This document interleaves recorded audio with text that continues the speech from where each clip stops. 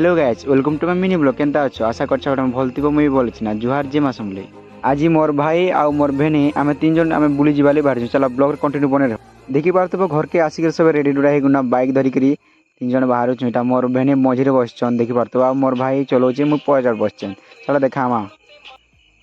बाहर no bike देखि पारतबो fast गनु आमे बेलपोड़ा ने उतरी गरी फास्ट कनो चना सूप देखि पारतबो तापरे मोर भाई तो केनता खोजे देखो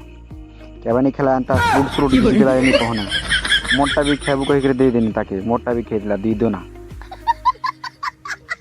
एते दिन पर आछे मोर दादा कहला रो भाई चल टिके डैम आड़े बुले नेमी कहला डैम ना टिके नहीं जानी लेकिन ताला मु तुमको देखाई मस्त डैम गुटे जो छु देख पारतबो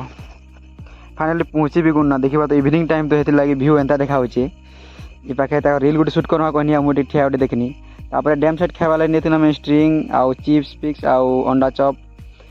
तापर घरे पहुंची के देखनी मोर भांजी के धरी मोर वीडियो की भल लगी लाइक करिवे।